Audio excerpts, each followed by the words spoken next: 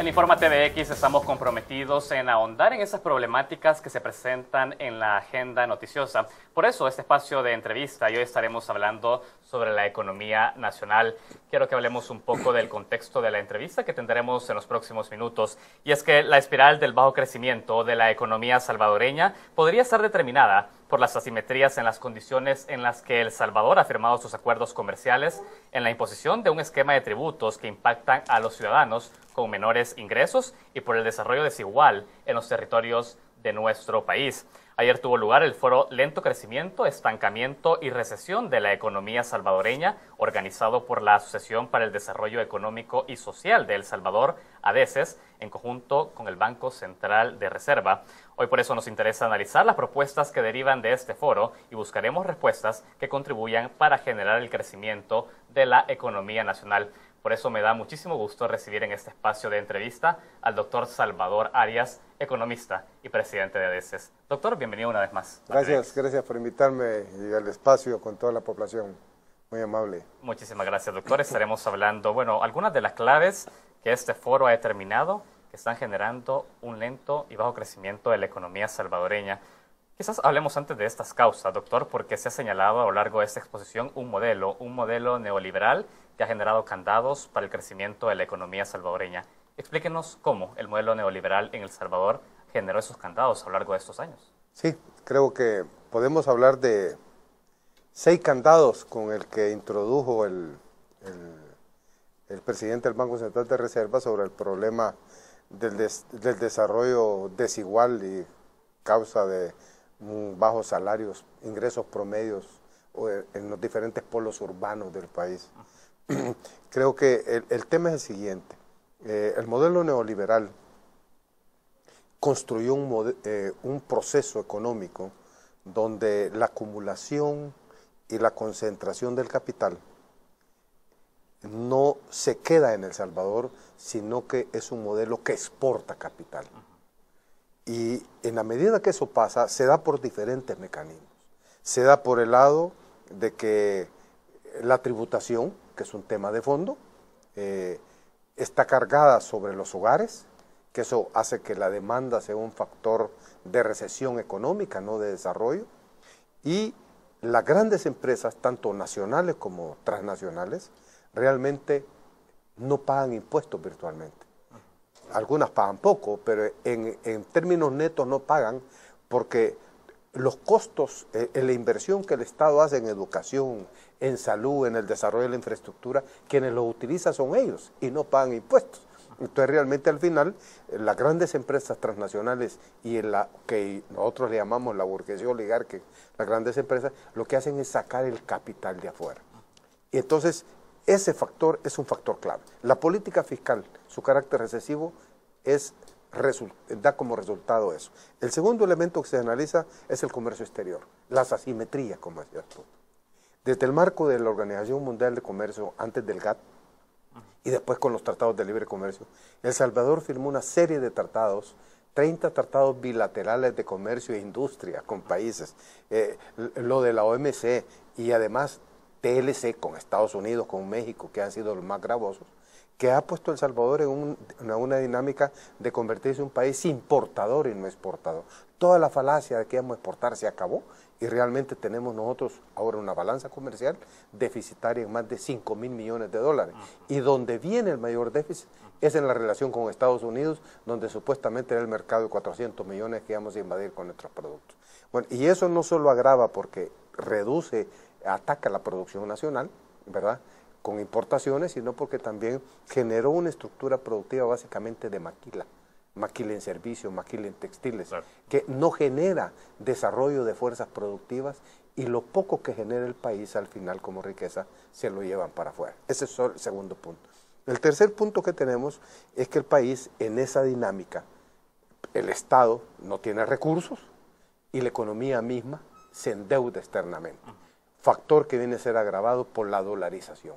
La política fiscal, el comercio exterior y la dolarización, que también es un factor de pérdida de competitividad por no tener una moneda que nos permita enfrentar en alguna medida las adversidades, nos introduce un proceso de endeudamiento profundo, no solo del gobierno, que ya la deuda, si le ponemos la deuda previsional, es una deuda impagable, si la vemos estricta financieramente hablando, ¿verdad? Políticamente uno la va sorteando, pero no, es absurdo. Además, no es cierta la tesis, y la discutimos ayer, de que es un problema de crecimiento, y si que crecemos más, la deuda no es problema, porque la inversión en deuda, y se analizó, nos quita capacidad de invertir en el desarrollo social, de invertir en infraestructura, por lo tanto, nos inhibe el desarrollo y el crecimiento. Que es el gasto social que deriva hacia la deuda pública. Sí, que es lo que le llaman, el gasto social son los impuestos que no paga el gran capital. Correcto. Es un subsidio del Estado que supera los 1.000 millones. Ahora, doctor, usted ya ha señalado tres aspectos.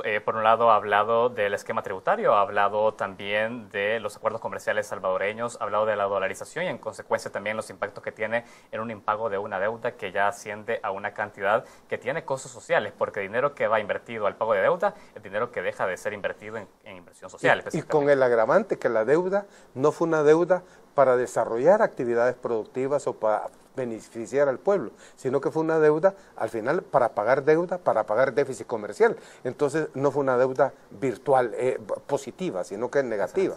Y esto nos lleva como complemento al otro problema, que el esquema de transnacionalización del país, porque aquí las transnacionales manejan más activos que las empresas nacionales, es un esquema exportador de capitales.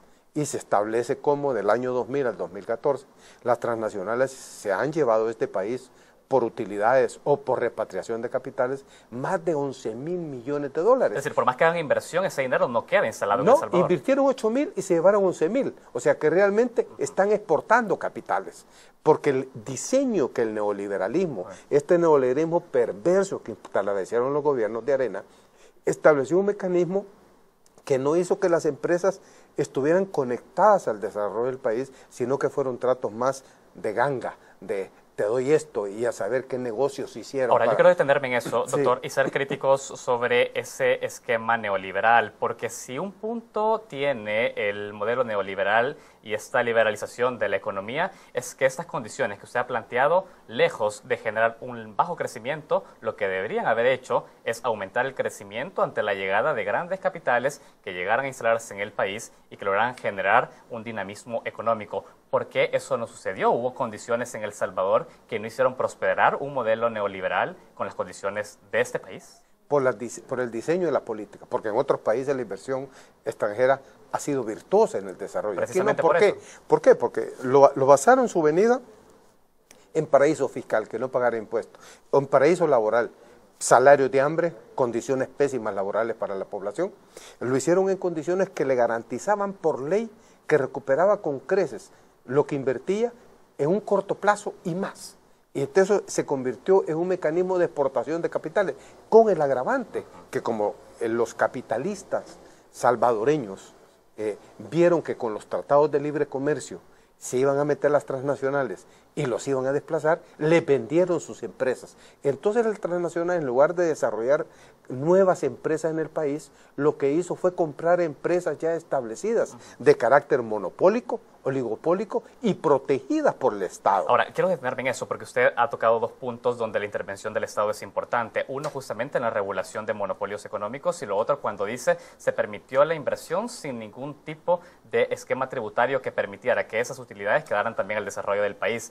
La pregunta es, ¿el modelo neoliberal entonces bien hecho, digamos, de alguna manera, sí exigía la presencia mínima, o por lo menos alguna presencia del Estado en regular las inversiones que llegaban al país? No era que el Estado dejaba de estar interviniendo en la economía completamente. No, solo que regulaba en favor de ellos, porque el problema del neoliberalismo, lo que le llaman el libre mercado, es que es un libre mercado en la medida que le sirve al gran capital. La esencia del neoliberalismo, las privatizaciones, la política fiscal, es proteger al gran capital bajo la lógica absurda, que lo ha demostrado la experiencia que no es así, que cuando tenga utilidades va a reinvertir. Pero aquí no, el capitalismo acá, de las transnacionales, del gran capital salvadoreño, en lugar de invertir aquí se llevan el dinero para afuera. Entonces el país ha sido saqueado financieramente. Ahí están los números. Solo si sumamos los déficits de la balanza comercial, son más de 65.000 millones de dólares. Si sumamos lo que se ha pagado de servicio de la deuda pública, son más de 25.000 millones de dólares. Entonces tú ves, este país ha tenido recursos y mueve recursos, pero está extrovertido. Es un modelo perverso que alimenta la acumulación y la riqueza del capital transnacional, pero no del desarrollo de las empresas. Y eso tiene como resultado que el 95% de las empresas que hacen país no son parte de la política económica, porque el neoliberalismo las excluye. Con esa reflexión yo quiero quedarme, doctor Arias. Tengo que hacer la primera pausa de esta entrevista. Usted ha hecho un completo y claro análisis durante estos minutos. Yo quiero que nos vayamos metiendo con algunas preguntas de estos candados, porque pareciera que actualmente tampoco hay una intención de revertir este modelo. Quiero que lo discutamos al volver de la pausa. Nosotros hacemos un primer corte en la entrevista en Informa TVX. Ya volvemos.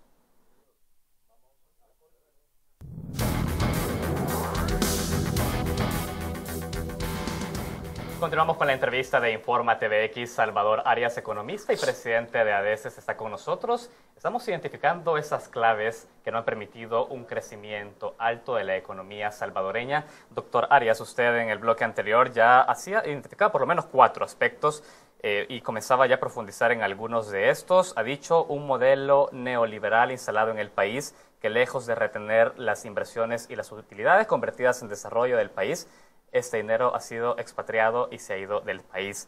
Yo quiero preguntarle algo, porque nosotros vemos el país actualmente y vemos apuestas del gobierno por un Fomilenio 2, por ejemplo, con una alianza para la prosperidad del Triángulo Norte, proyectos que buscan de alguna manera generar situaciones y condiciones para una inversión privada, y que esa es la prioridad. La prioridad es cómo se generan condiciones para mayor inversión. Yo le pregunto, con esos 2 proyectos que son apuestas del gobierno actual, ¿es posible pensar también en salir de este esquema perverso en el que no se permite dejar valor agregado de las inversiones que llegan al país? No, no salimos. Es más, primero el Fomilenio son 270 millones, es poco. Y lo del norte, bueno, o sea, no son... Uno puede decir, no lo hagamos, hagámoslo, pero no se resuelve, porque si no resuelves los mecanismos perversos que se construyeron legalmente e institucionalmente para que el capital que viene se vaya. Por ejemplo, las proyecciones que tiene el Banco Central de crecimiento, porque aquí fíjate que el problema del crecimiento se discute cuántas centésimas vamos a crecer. O sea, 30 centésimas, 40 centésimas. Ahora la CEPAL acaba de decir que vamos a reducir 200 centésimas porque ahora vamos a querer 300. Absurdo, ese no es el problema. Entonces, ¿cuál es el problema ahí? Tenemos nosotros que el Fomilenio, el Banco Central, te digo, proyecta 2.500 millones de nuevas inversiones en este quinquenio. Pero claro, tiene un análisis serio, porque el Banco Central ahora está trabajando muy seriamente el problema de la economía. ¿Ves tú cómo establece de esas inversiones cuál es la inversión neta? En el sentido que se va a invertir en el país, porque de la inversión esa que viene de 2.500 millones, solo 1.300 millones van a ser realmente que van a impactar el país. El resto son importaciones. La estructura de importación, la economía salvadoreña funciona a partir de importaciones, de bienes intermedios, de bienes finales y muy poco de bienes de capitales. Si tú analizas la balanza comercial del país en los últimos 14 años de neoliberalismo, el incremento de las inversiones de capital es mínimo. Es más, digo yo que si le descontamos la devaluación, ¿cómo se llama? La reposición de capital, la inversión neta es bajísima, porque no hay una lógica de desarrollo de fuerzas productivas. Entonces, aunque traigas el Fomilenio, eso, ¿qué genera Fomilenio? Mi miedo al Fomilenio es que va a generar una estructura hotelera en la zona norte que va a estar en cadenas transnacionalizadas y no conectadas a la demanda de productos nacionales. Y si no se encadena técnicamente y económicamente la producción nacional, ese volado se vuelve más bien seguir profundizando la exportación de capital. Es decir, esa inversión que finalmente no reproduce ese círculo de desarrollo que el país necesite, lo que usted nos está diciendo. Ahora, la apuesta debería ser específicamente del gobierno, porque eso es atado a otro punto que yo quería preguntarle justamente. Ayer escuchábamos al presidente del Banco Central de Reserva y él decía, en el país existe una desigualdad del desarrollo económico. Tenemos desarrollo económico concentrado en las zonas metropolitanas, pero el área rural sigue siendo abandonada. La pregunta es esta, ¿cómo podemos hacer para poder identificar desarrollo productivo en municipios relegados para que esto genere una industria propia y entonces la industria pueda ser nacional y generar tanto empleo como también desarrollo en esos territorios? Bueno, hay un eje estratégico que tiene que desarrollar cadenas propias, que es la agricultura. La agricultura es la apuesta. Una de las apuestas. Pero es una agricultura no de producir maíz y que vamos a distribuir un quital de fertilizante para más frijol. Está bien, eso hay que hacerlo, la comida, pues, pero no, hay que desarrollar las cadenas productivas y que la agricultura encadenadamente sea la base del desarrollo de la industria.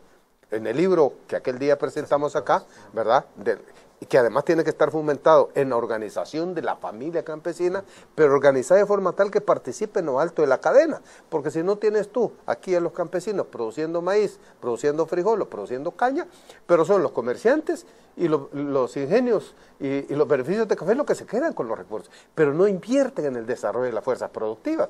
Entonces, la agricultura tiene grandes potenciales, más que todo con la biotecnología, el desarrollo de la ciencia y la tecnología. El país tiene que apostarle al conocimiento y la agricultura tiene que ser el punto de partida, no el punto de llegada del desarrollo, porque el desarrollo se va a dar en la industrialización del país, pero la industrialización no en abstracto. Entonces, si tú desarrollas el conocimiento con la agricultura en toda la cadena, y además de eso, desarrollas el conocimiento para entrarle a la robótica, a la producción de software, o sea, hay que invertir en conocimiento, pero un país que paga más de $1.000 millones de servicio a la deuda, que las transnacionales se llevan más de $1.000 millones al año de utilidades, que se van más de $5.000 millones por déficit en la balanza comercial, no tiene recursos para invertir en conocimiento, porque es la apuesta estratégica. Entonces, eso requiere además una visión de mediano y largo plazo. No podemos seguir haciendo política económica para ver cómo hacemos con el déficit fiscal y a ver cómo hacemos para sobrevivir otro año. Tenemos que hacer política económica para desarrollar el país. Y el neoliberalismo se caracteriza por ser una política económica de corto plazo, porque es una visión empresarial y las empresas solo piensan, las grandes empresas, cuánto van a ganar y cuánto se van a llevar. Queda muy claro ese análisis, doctor Arias. Hay un punto porque usted dice la apuesta tiene que ser el conocimiento, la agricultura como punto de partida y no punto de llegada. Y hay un tema porque el Estado tendría que estar teniendo una intervención mucho mayor en aspectos como la educación, por ejemplo. En el país actualmente una inversión cercana al 3,8% respecto al Producto Interno Bruto. Se exige una inversión del 6%, pero vemos que los recursos del Estado siguen siendo bajos y tenemos una alta evasión y elusión fiscal. Usted ha mencionado hace un rato un gasto tributario del Estado que se lo dona a las empresas y que no está llegando a los recursos del país. La pregunta es posible poder llegar a una mayor contribución, a una mayor recaudación de impuestos a través del combate de evasión y elusión que de alguna manera forman como incentivos para la inversión de las empresas y simultáneamente tener inversión privada? Es decir, ¿es posible que el Estado tenga fuerza en este combate y a la vez facilitar la inversión en el país? ¿Esto es posible de llevar esas dos cosas a la par? El mejor ejemplo son los países capitalistas desarrollados. Las tasas de fiscalidad de los países desarrollados son altas, porque la empresa tiene una responsabilidad fiscal y a la vez el Estado promueve el desarrollo que le facilita a la empresa también hacer más utilidades. Pero aquí no es que ha sido perverso. El Estado invierte en salud, en educación, pero estos no pagan impuestos, porque el empresario nuestro es un empresario juega vivo, no es un empresario que tiene visión de país, de desarrollo. Ellos están pensando cómo se van. Tú puedes ver las grandes cadenas de inversión de los grandes capitales en este país afuera y puedes ver a las transnacionales mandando dinero para sus matrices, por ejemplo los bancos. Mira la deuda de los bancos. ¿Por qué los bancos en el país que tienen una gran liquidez de efectivo, tienen mucha liquidez, traen préstamos de afuera? Es una forma, ¿a quién se los presta? A sus matrices. Es una forma de sacar dinero. Al país lo están utilizando como plataforma, por lo chiquito que es, para financiar al capital transnacional. Y esa es una perversidad del neoliberalismo que implementaron los gobiernos de este país, que no va a ser fácil de montar, pero que tenemos que empezar a desmontar. ¿Vamos al impuesto a esas ganancias que están generándose y que se están yendo del país? ¿Es eso? ¿Esa es la manera para poder retenerlos? O sea, la política fiscal, para subir la tasa de fiscalidad, no podemos seguir poniéndole impuestos a las clases medias, a los sectores medios.